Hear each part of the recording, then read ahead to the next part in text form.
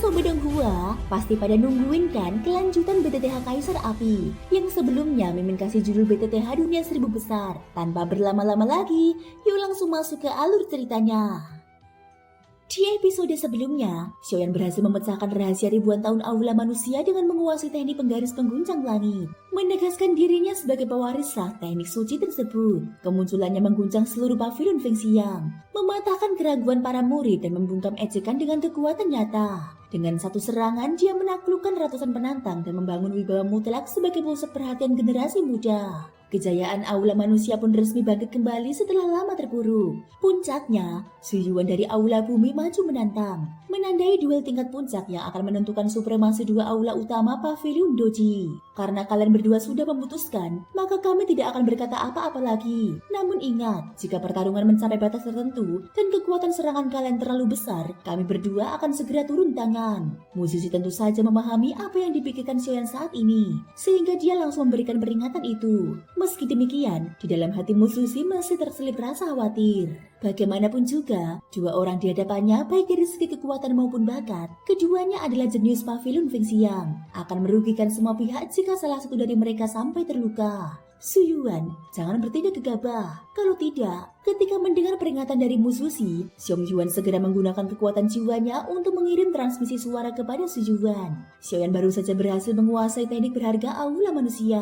Jika terjadi kesalahan sekarang, Musisi mungkin benar-benar akan membuat aula bumi kacau balau. Tenang saja, meski Su Yuan adalah Kaisar Do Bintang 7 dan sangat kuat, aku percaya kepada Xiaoyan. Lagi pula, dia pernah membunuh Kaisar Hantu Kembar, memecahkan rekor Sungai Tongtian, dan kini bahkan mencatat sejarah baru di aula manusia kita. Jadi aku percaya padanya. Musisi jelas menyadari tindakan kecil Xiong Yuan, lalu dia mendengus dingin.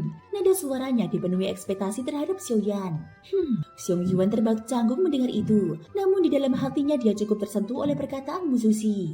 Satu atau dua pencapaian mungkin bisa disebut kebetulan, tetapi jika semuanya digabungkan, jelas itu bukan hal sederhana. Bahkan sekarang, Xiong Yuan pun juga mulai menantikan hasil pertarungan ini. Detik berikutnya, sebelum siapapun sempat bereaksi, Xiong Yuan dan Musisi memancarkan energi kehidupan yang menyilaukan, lalu langsung mengurung sebuah ruang berdiameter 100 kaki di hadapan mereka. Ruang terkurung inilah yang menjadi arena pertarungan Xiaoyan dan Su Yuan. Bagaimanapun, gelombang energi yang dihasilkan oleh pertarungan antara Kaisar Do Bintang 6 dan Bintang 7 jelas tidak bisa dibandingkan dengan Kaisar Do biasa. Kau sudah menunggu hari ini sejak lama bukan? Su Yuan perlahan keluar dari kerumunan dan melangkah menuju ruang yang diselimuti energi sambil berbicara kepada Xiaoyan. Bukankah kau juga sama? Xiaoyan menjawab dengan tenang. Harus diakui, alasan Su Yuan bisa duduk di posisi kakak senior kedua aula bumi memang karena kesombongannya. Namun intuisi jiwa Xiaoyan memberitahunya bahwa orang ini sama sekali tidak sederhana, bahkan sangat berbahaya. Meski dari kejauhan, Xiaoyan masih bisa merasakan aura berbahaya yang luar biasa dari tubuh Su Yuan. Setelah melewati bencana hidup Kaisar Do di Bintang 6, energi kehidupan akan muncul di dalam tubuh. Dan setelah menembus Bintang 7, energi itu akan memperoleh atribut. Atributku sama dengan atribut Dokiku, yaitu api. Su Yuan menatap Xiaoyan dengan heran. Namun aku cukup terkejut. Mengapa aku tidak merasakan energi kehidupan di dalam tubuhmu? Tanya Su Yuan. Hahaha, itu hanya energi kehidupan saja. Kalau tidak suka, ya tidak perlu dikondensasikan. Justru aku lebih menyukai Doki. Xiaoyan menjawab santai, seolah menghindari topik itu. Kalau begitu, mari bertarung. Aku juga ingin mencoba seberapa kuat teknik tempur aula manusia milikmu, bukan hanya omongan belaka. Nada suara Su Yuan terdengar tenang, tetapi niat bertarung yang membara sama sekali tidak bisa disembunyikan. Gunakan seluruh kekuatanmu. Xiaoyan menjawab pelan. Hahaha, bicara soal seluruh kekuatan, tunggu sampai kau cukup layak. Su Yuan berkata tanpa ragu. Tak dapat dipungkiri, kekuatan Xiaoyan memang menakutkan. Dia memiliki kekuatan jiwa yang luar biasa, api suci yang misterius, serta baru saja mempelajari teknik rahasia aula manusia. Semua ini memberikan tekanan besar kepada Su Yuan. Namun Su Yuan tetap percaya diri. Jika Xiaoyan tidak sekuat yang dia bayangkan, maka tidak perlu baginya untuk mengerahkan seluruh kekuatan. Kita lihat nanti apakah kau masih bisa berkata seperti itu, ucap Xiaoyan sambil mendengus dingin. Mulai. Tanpa basa-basi, Su Yuan langsung melayang ke udara dan memulai pertarungan. Tubuh abadi, api kaisar, teriak Xiaoyan. Sejak awal, Xiaoyan langsung mengerahkan dua teknik pertahanan terkuatnya. Begitu tubuh abadi emas dan api kaisar yang cemerlang muncul, ruang yang terkurung seketika dipenuhi panas yang luar biasa. tubuh Kaisar Dou, dan api aneh ini rupanya kau menyimpan banyak rahasia. Su Yuan tidak menghentikannya, membiarkan Xiaoyan sepenuhnya mengaktifkan kekuatannya. Tebasan pemecah langit, tingkat pertama tingkat ketujuh. Tanpa memberi waktu berbicara, Xiaoyan langsung menyerang. Hehehe, serangan yang bagus, tapi tak berguna bagiku. Penggaris api raksasa itu baru saja mendekat, namun dengan satu tangan Su Yuan memantulkannya, seolah tanpa usaha. Kaisar Dou di bintang 7 tahap awal memang luar biasa, tapi seranganku bukan untuk melukaimu. Xiaoyan bergumam dalam hati, lalu tanpa menghiraukan Su Yuan, dia langsung melancarkan tebasan langit pemecah tingkat kedua dan ketiga. Meski serangan-serangan itu kembali dipatahkan dengan mudah, api yang tersisa tidak lenyap begitu saja. Perlahan, api tersebut menyelimuti seluruh ruang, seperti bom yang bisa meledak kapan saja. Sial, aku benar-benar meremehkanmu. Su Yuan akhirnya menyadari kejanggalan itu dan langsung mengerahkan seluruh energi api di tubuhnya untuk menyerang Xiaoyan. Menghadapi serangan sekuat itu, Xiaoyan mulai merasakan tekanan. Namun berkat tubuh abadi, bebannya berkurang drastis sehingga dia masih bisa bertahan. Aku hanya ingin membuktikan teknik tempur aula manusia. Cukup satu jurus saja. Kalau berlarut-larut, kau tak akan sanggup menguras tenagaku. Su Yuan berkata seolah telah menebak niat Xiaoyan. Namun tebakan itu hanya setengah benar. Tujuan Xiaoyan menggunakan tebasan langit pemecah 7 lapis tadi adalah untuk memenuhi ruang ini dengan aura api, sebagai persiapan serangan berikutnya. Bayangan penggaris pengguncang langit. Penggaris pengguncang langit sejatinya hanyalah pemanfaatan dan peminjaman kekuatan. Dan kekuatan itu bisa berupa apa saja. Lalu, seberapa dahsyatkah penggaris pengguncang langit jika digabungkan dengan api suciku? Sekarang ruang ini sudah dipenuhi aura api. Syarat untuk menggunakan penggaris pengguncang langit api suci pun telah terpenuhi. Su Yuan, karena kau begitu tidak sabar, maka terimalah hadiah besar yang telah kusiapkan ini. Dalam sekejap, kekuatan api suci meledak dari tubuh Xiaoyan. Suhu ruang melonjak drastis, dan bahkan api yang tersisa dari serangan sebelumnya seolah hidup kembali. Sialan, bisa-bisanya dia tak tahu malu ini. Api suci pun dipakai. Xiong Yuan di luar arena tak kuasa menahan makian. Jika Xiaoyan benar-benar mengerahkan api suci, peluang kemenangan Su Yuan hampir nihil. Api suci bukanlah sesuatu yang bisa diremehkan. Hehehe, aku malah semakin penasaran. Jurus apa lagi yang akan bocah ini keluarkan? Musisi tersenyum pelan sambil menatap arena dengan penuh minat. Ling Xuan, Qin Xin, Mo Yingying, serta para murid lainnya juga menatap tanpa berkedip. Menyaksikan Xiaoyan yang diselimuti api suci berwarna tanah, berhadapan dengan Su Yuan yang diliputi energi kehidupan merah menyala. Su Yuan, terimalah satu seranganku, penggaris pengguncang langit. Di dalam ruang itu, Xiaoyan menggenggam penggaris kuno raksasa yang dipenuhi api-api berbeda. Pada saat ini di atas penggaris tersebut, kekuatan api suci di bawah kendali khusus Xiaoyan tiba-tiba berevolusi, berubah menjadi wujud pertempuran sejati dari teknik penggaris pengguncang langit. Kekuatan teknik ini bahkan jauh lebih mengerikan dibandingkan bayangan teknik yang pernah muncul di dalam ruang gulungan penggaris pengguncang langit sebelumnya. Bagaimanapun juga, Xiaoyan saat ini menggunakan kekuatan api suci yang secara alami jauh lebih dahsyat daripada doki atau vitalitas biasa. Apakah ini benar-benar penggaris pengguncang langit? Fluktuasinya sangat aneh.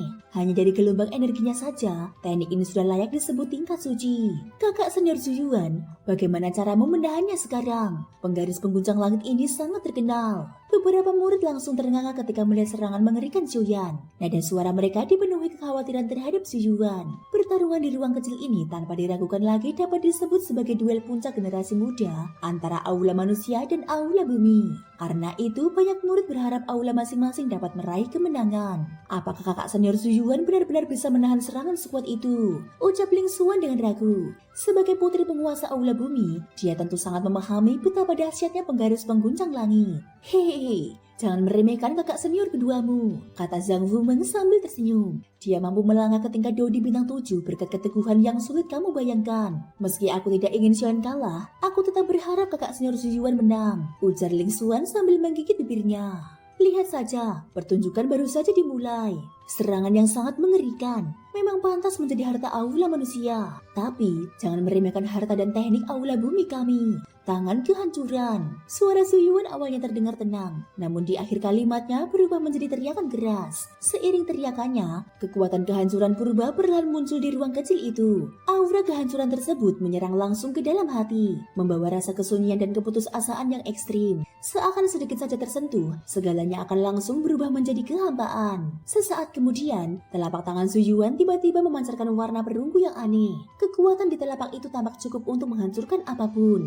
kekuatan kehancuran liar, teriak Suyuan. Namun Xiaoyan berkata dengan tenang, sayangnya kekuatan ini tidak terlalu berguna bagiku. Api suci milik Xiaoyan, khususnya atribut bumi dari api jantung langit, juga mengandung kekuatan kehancuran liar. Karena itu, meski serangan Suyuan terlihat sangat ganas, pada kenyataannya tidak menimbulkan ancaman besar bagi Xiaoyan. Teknik pembakar langit milik Aula Langit, tangan kehancuran milik Aula Bumi, dan penggaris pengguncang langit milik Aula Manusia. Ketika teknik agung ini memiliki keunggulan masing-masing, namun teknik Aula Langit tanpa dukungan api suci adalah yang terlemah di antara ketiganya. Saat Xiaoyan mendengar itu, suara Raja Naga Emas perlahan bergema di luar ruang. Selama masa pengangsingannya, Xiaoyan telah berkembang pesat. Kini dia juga dapat disebut sebagai seorang ahli sejati. Sepertinya setelah menyelamatkan Yanji, sudah waktunya mengajarinya metode pemurnian tubuh tertinggi dari ras naga kita. Fenju telah dikultivasi hingga batasnya. Tanpa teknik pemurnian tubuh ras naga, terobosan berikutnya akan sulit dicapai. Setelah itu, suara Raja Naga Emas menghilang. Sekarang mari kita lihat, apakah teknik aula manusia lebih kuat atau teknik aula bumi kami. Tangan kehancuran, hancur. Suyuan berteriak keras dan mendorong telapak perunggunya ke arah kehampaan di depannya. Bagus, penggaris pengguncang langit. Xiaoyan juga berteriak lantang. Demi membuktikan teknik siapa yang lebih unggul, keduanya tidak lagi ragu. Serangan mengerikan dilepaskan dalam sekejap. Bum bum bum. Benturan dahsyat mengguncang ruang kecil itu, membuatnya bergetar hebat seolah akan runtuh kapan saja. Xiong Yuan bertindak, seru Mususi. Keduanya melesat ke udara dan langsung mengerahkan kekuatan penuh Dodi bintang 8. Vitalitas yang luar biasa mengalir masuk ke ruang kecil, perlahan menstabilkannya. Seiring ruang itu kembali stabil, benturan antara Xiaoyan dan Suyuan pun berakhir. Siapa yang menang? Semua murid menyipitkan mata, menatap ruang kecil dengan penuh tegang. Ruang itu pun perlahan terbuka, memperlihatkan sosok Xiaoyan dan Suyuan. Kau sangat kuat, kata Xiaoyan dengan ekspresi tenang. Suyuan menjawab datar, dalam satu jurus terakhir, aku kalah, kau memenangkan pertarungan ini. Apa? Bagaimana mungkin? Xiaoyan mengalahkan kakak senior kedua Aula Bumi hanya dengan kekuatan Dodi bintang 6. Padahal kakak senior adalah Dodi bintang 7 sejati. Ucap para penonton, ini hanya keberuntungan. Ucap Xiaoyan merendah. Kalah tetap kalah, tak perlu banyak alasan. Balas Suyuan, kau menang. Mulai sekarang kau adalah murid nomor 1 Pavilion Fengxiang. Setelah berkata demikian, Suyuan pun pergi. Namun Xiaoyan seolah menangkap senyum lega di sudut mulutnya. Apa sebenarnya yang dipikirkan orang itu? Gumam Xiaoyan sambil menggelengkan kepala. Xiaoyan tahu betul, jika bukan karena api suci yang menahan sebagian besar kekuatan tangan kehancuran, dirinya pasti sudah mengalami luka serius yang sulit dipulihkan. Bahkan dengan api suci sekalipun, dia menyadari bahwa Suyuan jauh lebih unggul dalam kekuatan dan pemahaman teknik bertarung. Jika ini adalah pertarungan hidup dan mati, peluang kemenangannya sendiri tidak akan mencapai 40%. Inilah kekuatan dan mentalitas sejati kakak senior kedua Aula Bumi. Hehehe, bagus. Karena begitu, aku umumkan bahwa Xiaoyan adalah murid peringkat pertama Pavilion Fengxiang, kata Mususi sambil menghela nafas lega. Suyuan, kau masih berniat melakukan hal berbahaya itu, gumam Mususi, karena dia samar-samar memahami tujuan sebenarnya Suyuan hari ini. Baiklah, urusan sudah selesai. Kalian semua bisa kembali. Beberapa bulan lagi, kabar tentang reruntuhan akan muncul. Para murid perlahan membubarkan diri, meninggalkan Xiaoyan dan beberapa orang lainnya. Thank you guys sudah mendengarkan ceritaku di episode kali ini sampai akhir. Ikutin terus kelanjutan episode berikutnya ya. Terima kasih buat kalian semua yang udah subscribe, like, dan komennya. Semoga hari kalian menyenangkan. Sampai jumpa dan